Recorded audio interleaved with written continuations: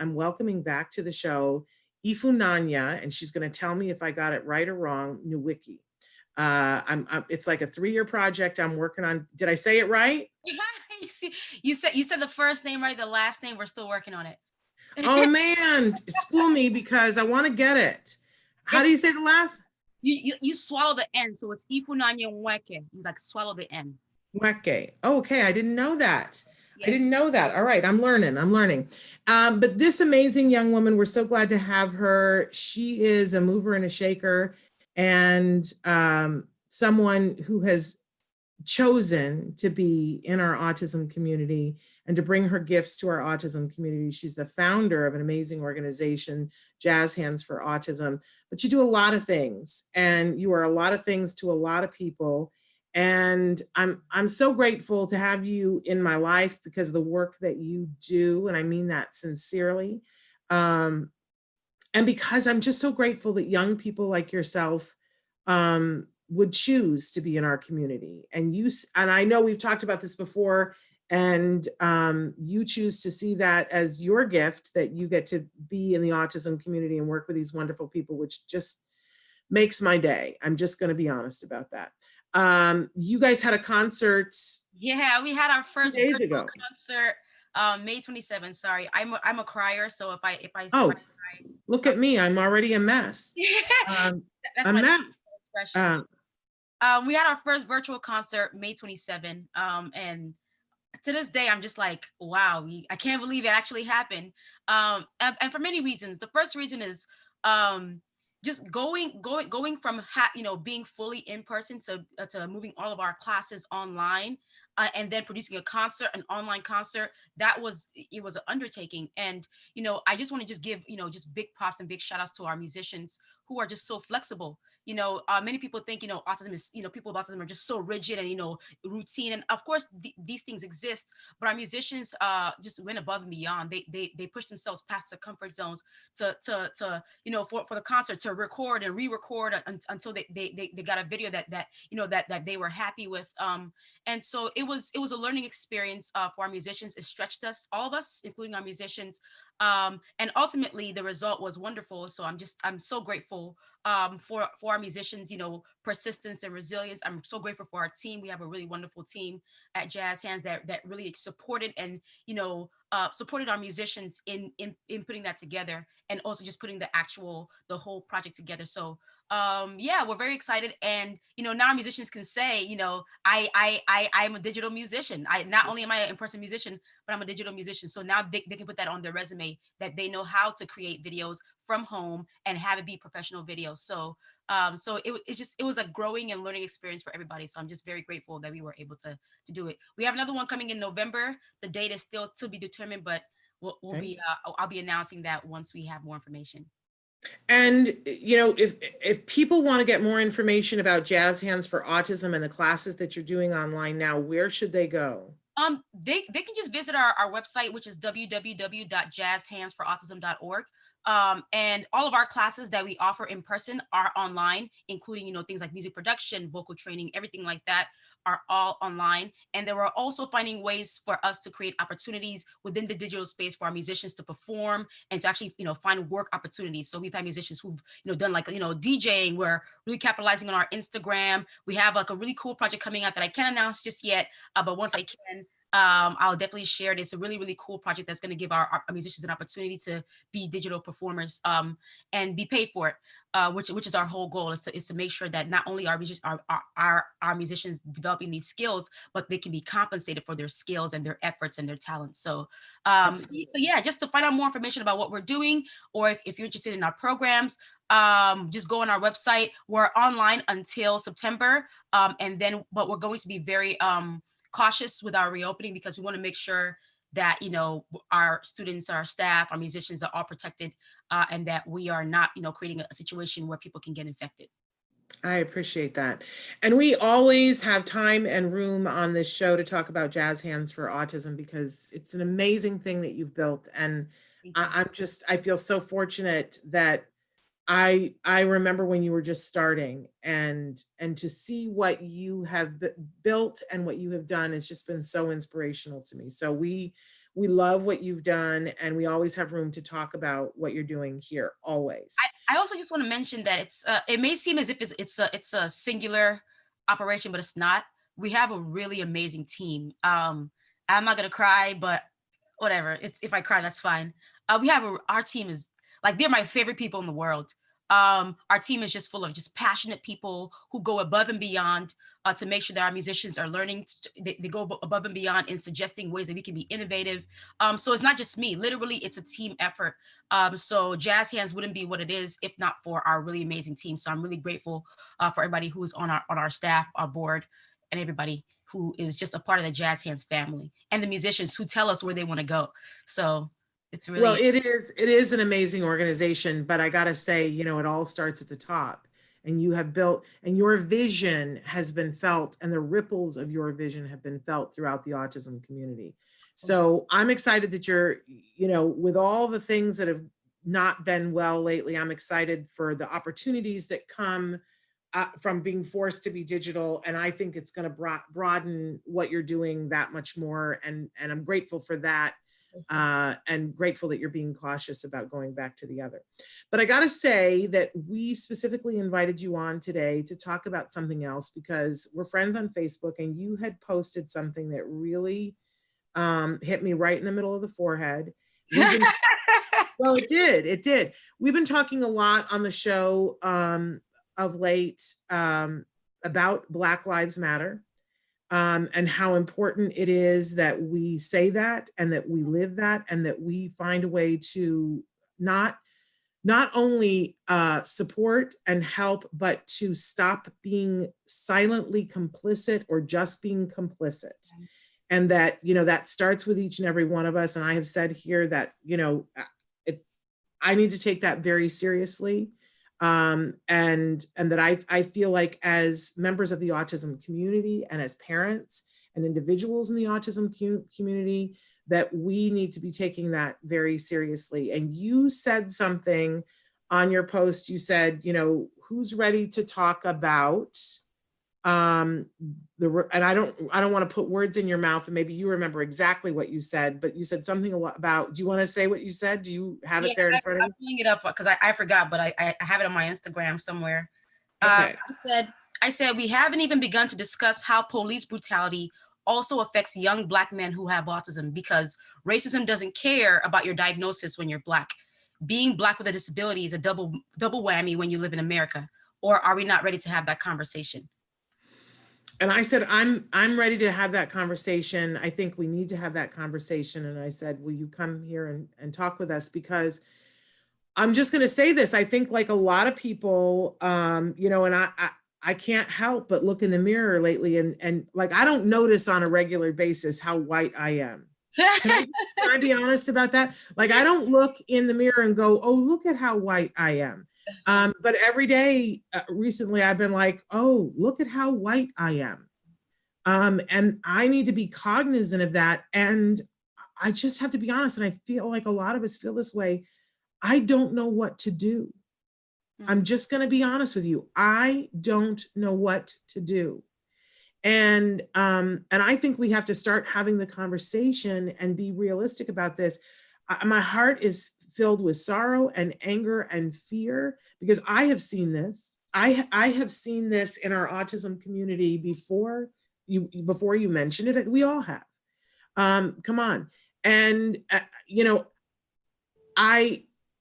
I'm going to be honest and say that in my life, because of how white my skin is, I don't get to see as much of it unless it's on the news outside of our community. But I have seen it on the news. I can't pretend that I have not. And we need to do something.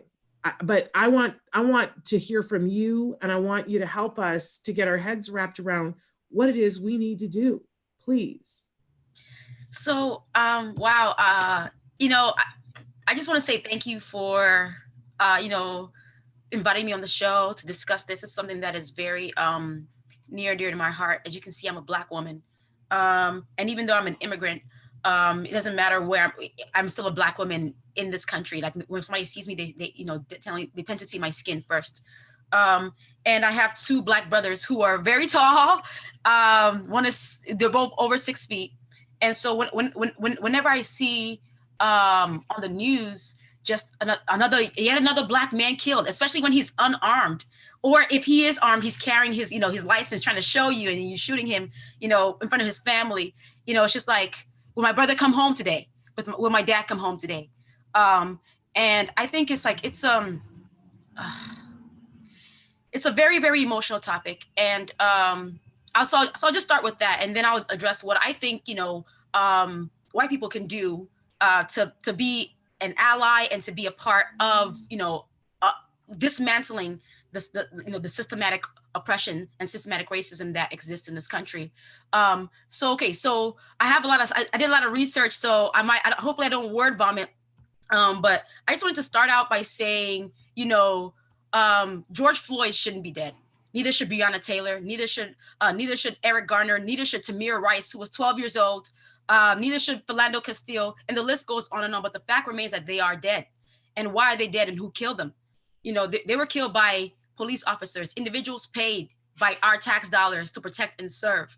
And the question now is like, why were they killed? And I think that is like a very, very nuanced, a very, very deep-seated reason. I have some stats here, some stats that says, according to actually, before I get to that one, it says Black people are 3 times more likely to get killed by the police in the United States by white people. More unarmed Black people are killed by the police last year, and this was in 2015, so in 2014. And that's taking into account that Black people are 14% of the population. And then to top that all off, 99% of the killings by police have not resulted in any charge, in any of them being charged with a crime. So a lot of these crimes are going unpunished. So it's like Black lives and Black bodies are just being disposed of like willy-nilly, and the reason why this is happening is that there's something called Black crime implicit bias, where there's an inherent fear of Black people in this country, especially Black men. And so when the police approach them, like Black people or Black men are more likely to be perceived as suspects, or perceived as aggressive, perceived as assailant than white people, or than white men. And that fact, or that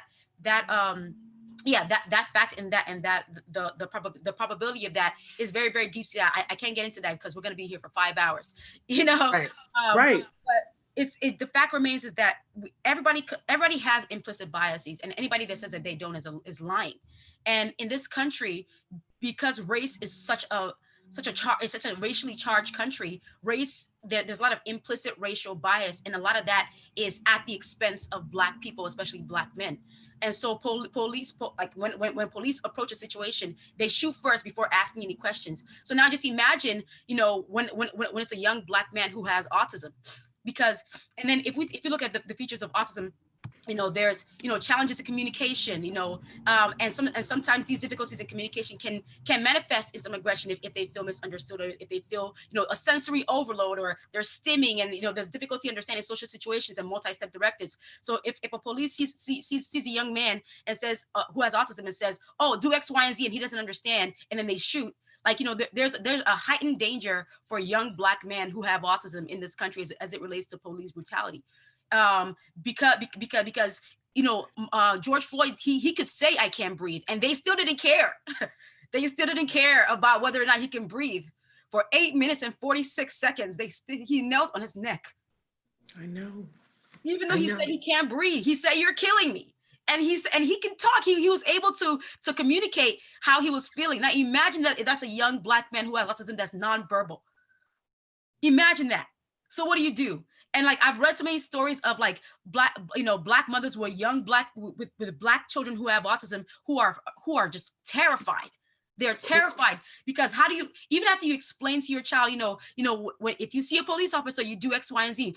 Most black men have gotten that talk from their parents. but yeah, it doesn't stop the fact that that these things keep happening. So I think the onus is not on the Black mothers, it's not on the on the young Black men who have autism. It's on the system, and so we have to find ways to change the system.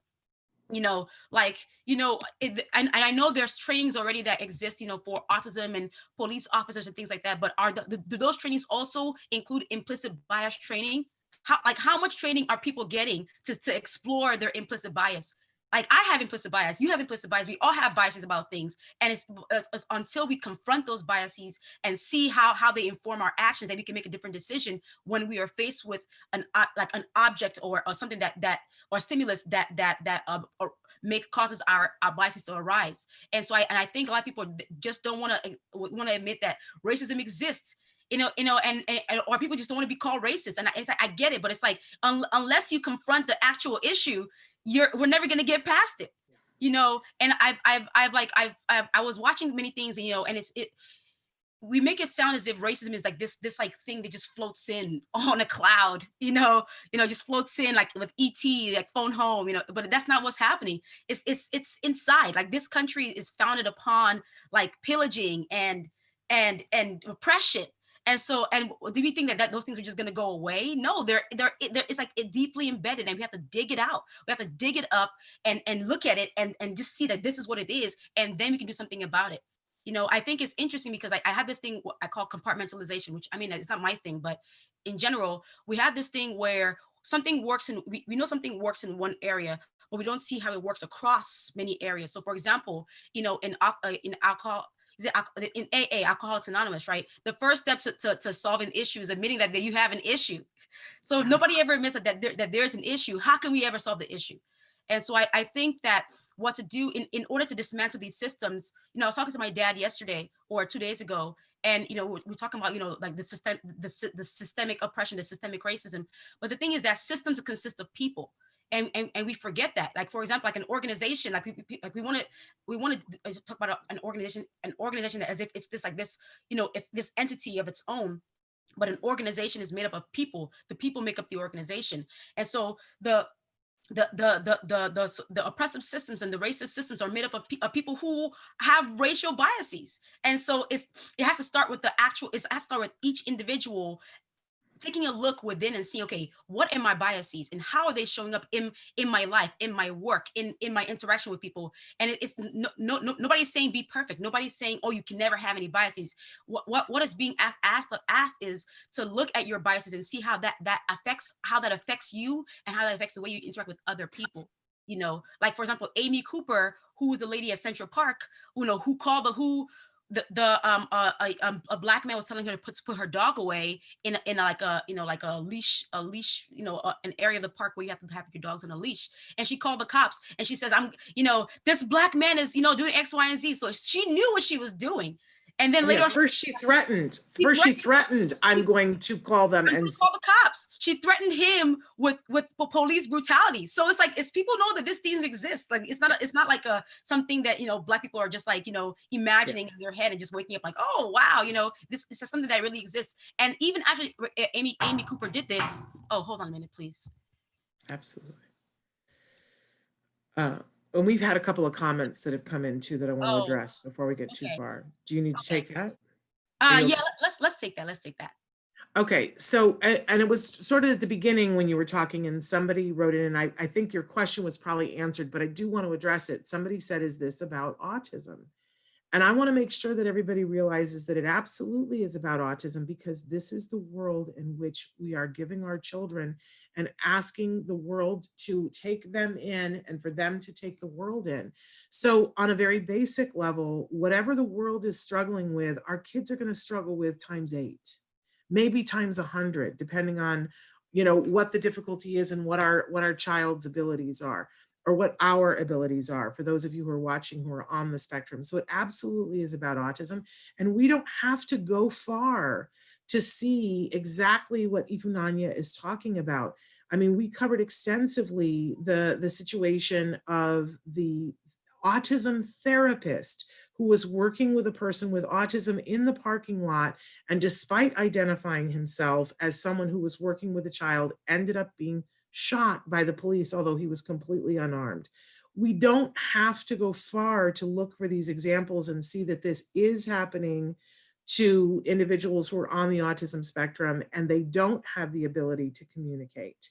Right. Um, and I also, but I also want to point out, somebody else wrote in and said that I have to say that discrimination doesn't affect only African American people. It happens daily in different ways to Spanish people as well.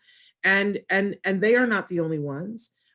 Let's be very honest that there are different groups that have been oppressed in lots of different ways.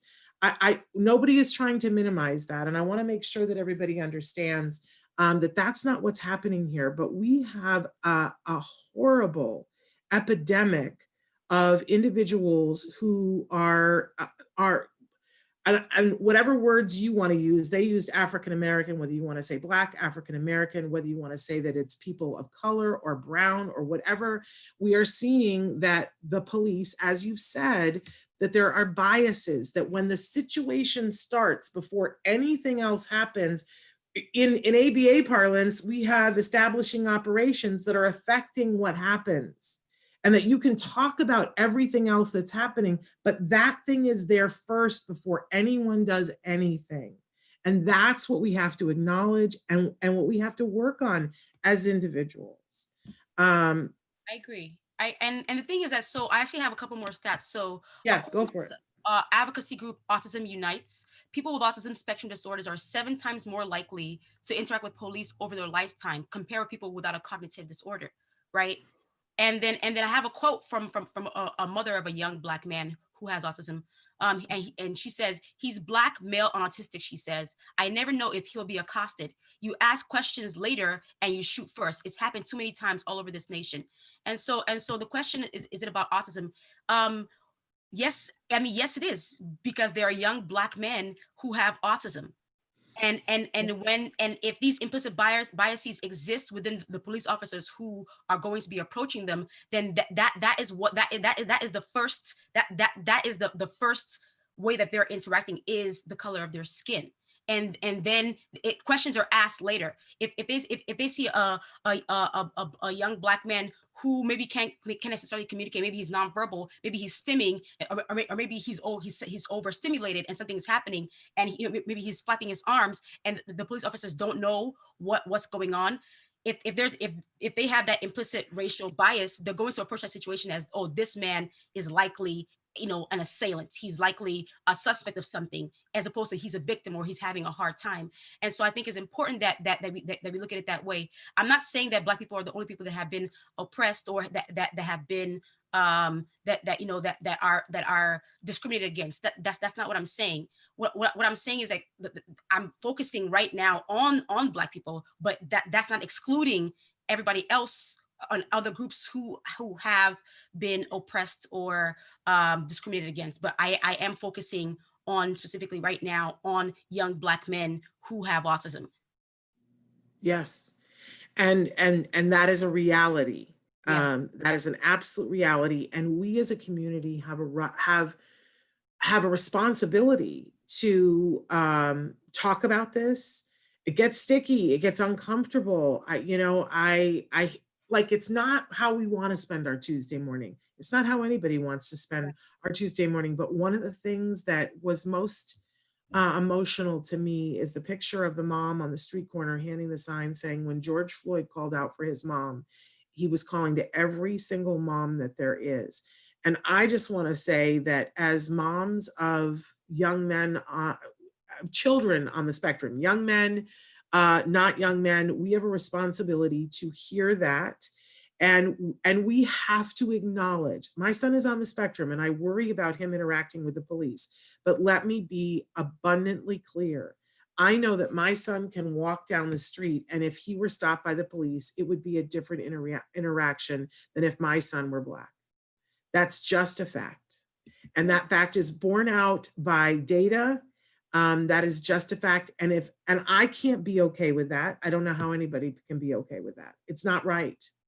But again, I go back to, I don't know what to do. I don't know what to do. So speaking of knowing what to do, I do have some solutions that I've been kind of thinking up, and then they're not necessarily novel solutions, but I think it's just like maybe a novel interaction of different solutions. So So like I mentioned earlier, there are some autism-focused law enforcement trainings. But I'm curious to know if any of these trainings also take into account implicit bias training. I think that could be one way that we infuse that, right? There's also this big move to defund the police, and I think it's a very misunderstood move. It's not saying, you know, get rid of police officers. It's saying some police officers have taking over. There's too much responsibility on police officers. You know, they're handling, you know, mental health situation, mental health crises, and etc. So instead of doing that, let's put some of the funding that we put into the police into other entities and other community based, Like social workers, yes, social like, workers. yes, I think just yeah. other professionals that can respond to different things in our community as opposed to law enforcement.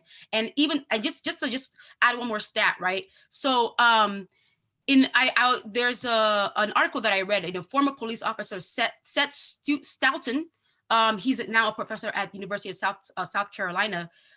Police, like the way that police are trained, there's 60 hours of use of deadly force in police training, right? And then just over 60 hours of self-defense. However, there are only 8 hours of training of de-escalation and resolution training in police training. Yeah. So a bulk of the time is spent on training police officers how to be, essentially just militarizing police officers, how to protect themselves and how to use deadly force. Although their slogan is to protect and serve. So if all you're worried about is just protecting yourself and use of deadly force, then at what point are you worried about protecting whoever you're attending to? So I think that we need to find ways to, you know, reform the police training. There needs to be a lot more focus on de-escalation, and that de-escalation is not gonna just work for the autism community, but just across the board. Because it allows you to ask questions before you pull your weapon. So just more de-escalation training. In fact, there probably should be more training on de-escalation techniques and tactics than there is on use of deadly force, you know. And then once again, having some kind of implicit bias training or implicit bias evaluation done before becoming a police officer, because, you know, that's in the same way that, you know, of course it's not necessarily all the way parallel, but in the same way that you know, doctors spent, you know, almost a decade learning their how to do their job because it's a life or death situation. Police officers are also in a life or death situation type of job, and so there needs to be a lot more time, a lot more training, a lot more weeding out of people, and it needs to be a lot harder to become a cop. And so that by the time you get to the end of that journey, you are well equipped to not always just, you know, engage your fight or flight response, you know, and to be afraid and to react out of fear, because you can't do that as a police officer, because your reaction from fear can kill somebody. So I think there needs to be a lot more training on just, like, you know, self-awareness training, implicit bias training, a lot more de-escalation training within you know, the police training. And then just in general, I think I would just urge everybody to just ask themselves questions about their motivations and their intentions when they do things, you know, and that's going to reveal to you the areas of your biases. And once you're aware of that, you can then make a different decision on how you approach situations and how, you know, how you allow your biases to affect or color your interactions with people. Somebody has written in and said, my son was cuffed and had guns on him just because he had a meltdown. This was in Lake Worth, Florida in 1997. And you know, here on Autism Live, we read stories, unfortunately, close to every week where there are interactions with the police where it's an individual on the autism spectrum, and a lot of times it doesn't end well. It doesn't end well. And I have to say, you know, that it is a lot of the times it's every color in the rainbow, right? So this is but I would bet that if we were to do a stat chart on it, we would see that, you know, an individual, like, just like matching the real world, if your skin is darker, your outcome is likely to be darker, and that is not okay.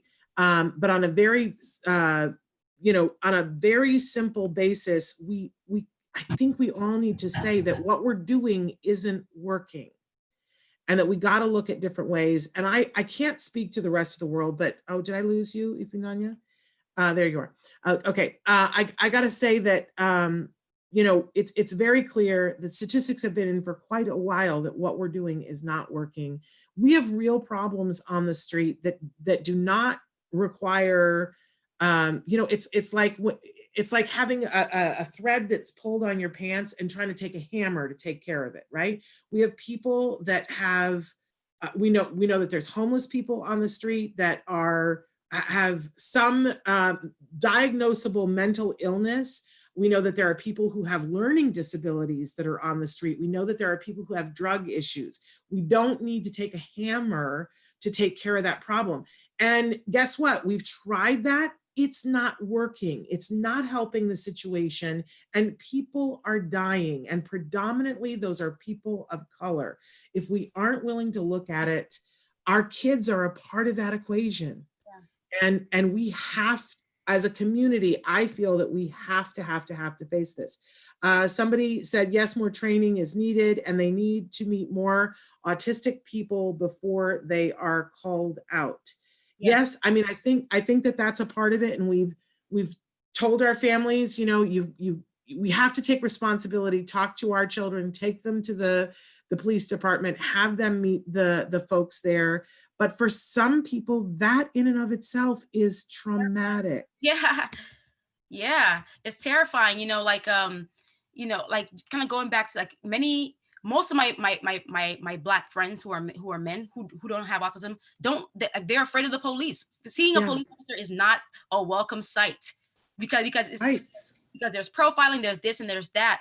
And so like, taking your child to a police station it's terrifying. But once again, I think it's important to say that I think parents should, train, do their best, to prepare their children who have autism, with, encounters with the police, using social stories and things like that. Visuals are really helpful, which I'm sure you guys already know. But I think it's important to mention that the onus is not on the families. That's right. It's not on the families. It's not on the individual, who has autism. It's on the individuals who are in the system. It's on the police officers. It's on the system to change. The system has to change. Not the individual shouldn't change because our tax dollars are funding the system. So it's like we're paying for this. So the system should change. We shouldn't change. And so I think it's important to mention that, while I know I do think it's important, as a parent to do your due diligence in training your son or daughter who has autism, in interact with the police and just like and I think the most important the largest effort should be placed on ensuring that police officers know how to properly de-escalate a situation, because that's their job. Their job is to de-escalate situations, is to protect and serve. How do you protect and serve somebody with deadly force? You cannot do that. That's not protecting. That's assailing. You're the assailant in that situation. So I think it's important that police officers are taught how to properly de-escalate a situation and to have training that spans across many different intersectionalities, not just race, but also ability/disability, and etc. They need to have experience and training on how to de-escalate a situation that involves a person with that's having a mental health challenge, or better yet, let's just get somebody else who's better tasked at that instead of having the police officer come and do that. Yes. We have other people who are better trained for that. And I think, that is the part of the argument that isn't, people are trying to highlight it, but it seems to be lost in words are so important, and words matter. And across the board. And a lot of people are misunderstanding when they say defund the police, that the fear that I'm hearing from people about lawlessness and that the police will be gone. That's not what anybody is saying. The suggestion is that we better serve the population that we have, and that we not use a hammer when we need a thread and needle. Right. And that we all need to get better training. I do agree with you that I'm always trying to give parents something that they can hold on to, that they can do, but that hasn't worked. Like, we've been telling parents for 8 years, take your kids to the police department, teach your kids, show them, it hasn't worked in terms of it's not changing on the other side. And I don't think anything is going to change unless enough of us say enough. Right, exactly. So yeah, like, yeah, so I think, like for parents, using social stories, if you want to do something at home using some kind of social story, I do think it's important to talk to your kids about race, whether or not you think that they are able to, fully comprehend that in that moment. But I think it's important for them to understand that, understand how, like the social landscape, because that is a part of social skills. um but I think that once again, as you do your part as a parent, I just want to make it clear that the onus is on law enforcement to respond appropriately and respond better, to learn how to de-escalate, increase the de-escalation training, and add a very, very large serving of implicit bias training and implicit bias evaluation. Those things are very, very important in making sure that the system actually changes. Because if we don't do any of these things, the system will remain the same and will continue to have the same outcomes. And then once again, let's find ways to invest into other resources that are better suited for responding to different things in our community, as opposed to just having law enforcement respond to everything. Because I don't think that I don't think that is necessarily their domain. There's too much, they have too much jurisdiction over things that are not their expertise or their specialty. So I think that we need to bring in more people into our communities that have a specialty in these different areas. So for things that are mental health related, get somebody who's in the mental health community. For things that are, different, find different professionals, because they exist. People go to school for these things, and they have deep expertise in these things. So let's pull them into our communities and have them be the ones that are providing the solutions to those areas, as opposed to just having law enforcement or police officers doing everything across the board. Absolutely. And I think one of the big misunderstandings is about the implicit bias. Yeah. That I think we all like to think, well, that's not me. Yeah. I'm not racist and I don't feel that way. And so I don't take ownership of that. And there was a woman in the 80s, I wish I could remember what her name was, who would go around. She was a little white woman. I'm just going to say that, but she would go around and she would do these classes at businesses. And I can't remember whether, see, this is how old I am.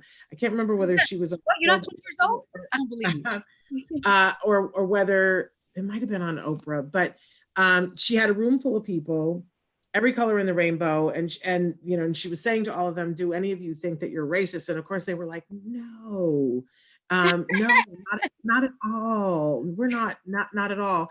And so she said, reach underneath your chair. It was something along this line, and everybody had a box of Crayola crayons. And she said, "I would like for you to reach into the box, and I would like you to take out the crayon that is named flesh." And everybody took out the crayon, and everybody had a light bulb moment. Now, Crayola has since changed, and they, there was this color that was like this, I think now it's called peach, right? But that was the color that Crayola, and it was in every single school around the world, that this is the color of flesh. Yeah. And we all didn't notice it. And honestly, recently, Crayola came out with a box of crayons that it's calling the colors of the world, that are its flesh colors. And I think that that's a real shift in the way that we look at things. But I just want you to think about how insidious that little thing was that I grew up with, and I didn't notice, and I would not have said, okay, there's implicit bias. But that's just one example. And Jane Elliott, Traven is saying that the woman's name was. Look her up. Yes, I know. I think she wears glasses.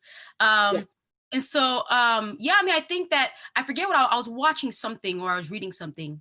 It's been a lot of things that, I've been consuming a lot of information, but essentially it's impossible. Every day, we grow up, in psychology, there's priming, there's we literally grow up with messages about different things in our lives every day. And so it's impossible to think that we have not, what's the word, internalized any of those things. Yes. And so, and I think it's important that we remain humble, and remain teachable. And once when we have that heart position, then it won't be hard for us to see, where our implicit biases lie. Everybody has implicit bias. They're not all racially charged, but they're all implicit and they're all biases, And so I think that it's important that we, once again, like what I try to do is, and I'm not perfect, there's times I'm like, oh, that was a bias, I do something, I'm like, oh yeah, let's work on that. Let's explore why I feel that way about that thing. But I think asking ourselves questions about stuff, asking ourselves questions about, why did I react that way? Why does that bother me? Why do I feel afraid right now? Just things like that. Like when your body's giving you, like, all your feelings and your emotions are cues and clues for you to discover more about the way that you're built. And so I think that asking ourselves questions about our intentions and our motivations is going to be a very, very important tool. I think it's important that we all do that. Everything, like, like if somebody walks by and I do this, I'm like, okay, why did I just do this? Was this person actually really threatening to me, or was it just like, was I just assuming something because I watched something on TV many years ago and it indicates to me that this person I should be afraid of this person. And so I think just asking ourselves why, remaining humble and remaining teachable, I think is going to be very, very important. And I also want to say, I mean, I'm not an expert at this, but children watch. I don't have any kids of my own, but I can't wait. Children watch us. And there's something called priming. Once again, in psychology, we don't know that we're learning things, but we're learning things. So children are watching us. So the way that we respond to things, as human beings, as parents, not that I'm a parent, but as parents, your children are absorbing those without even knowing that they're absorbing those interactions and those ideologies. So I think just remaining curious, remaining humble, remaining teachable, I think is going to be very, very important in us beginning to uncover our implicit bias and not to be afraid of claiming that you have a bias and just like, don't be afraid of that. Like once again, nobody's perfect, no one. And so for us to think that we are, is, I think that's crazy. Nobody's perfect, no one. And so if we know that we're not perfect, then that means every day is an opportunity for us to learn and to be taught something new about ourselves. And so remaining curious, not if somebody says something that they receive from you, don't immediately say, oh no, that's not me. Inquire why. I wonder why this person received that from me. I wonder why this person felt this way about what I did. And at the end of your curiosity about that, you may say, well, it may just be a them thing, right? It may just be a them thing. Or you may discover, wow, a lot of it is a them thing, but I can see how they would perceive this from me, and what can I do with this information that I have? So I think, just being teachable, being humble, and just knowing that nobody's perfect, and knowing that, and just, having a learning spirit, I think is going to be very important in us just really uncovering it, so, for, if there are, individuals out there, white people who are out there that want to know how to do, and not just white people, really everybody, Black people, Latinx people, everybody can be more curious about themselves, about their motivations, about their intention. In ABA, we know that behaviors, there's a function for every behavior. We know this within the autism community. That doesn't just exist in autism community. Let's not compartmentalize that. That is across the board. There's a function for every behavior, even if you're not on the autism spectrum. So in the same way that you approach that, approach your kids with that, who may have autism, approach yourself with that. Like, what's the function for my behavior? Yes. Taking us to church. Thank you. I know that unfortunately we got to let you go because you got a meeting that you got to go to. I see my meeting already started. I'm sorry. And can I just tell you how much I adore you and respect you? And I'm so glad that you said what you said on Facebook, and then we're willing to come on here and talk about it. Please, you guys, check out Jazz Hands for Autism. This is an amazing woman doing amazing things, and you're a leader. And I'm so glad that we had this opportunity to talk with you. Thank you. Thank you. I want to try to be better. I want to be more humble. I want to be more open. I want to be more teachable. So thank you for giving us that. Thank you so much. And thank you so much for this opportunity. I thank you for everybody who commented. I'm just so appreciative of your varied opinions and your and your input. Thank you for participating and engaging in this conversation. And I think it's a conversation that we need to have more of, even if it's not here. Have it in your family, have it in your home, whatever it may be.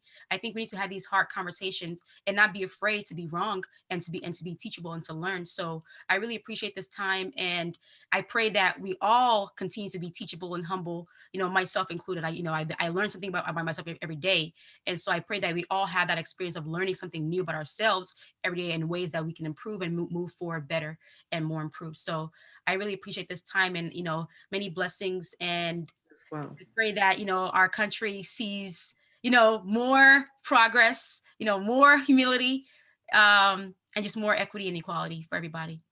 Amen. Thank you so much. You have a great day, okay? We'll be in Have a touch blessed soon. day. Thank you. Bye.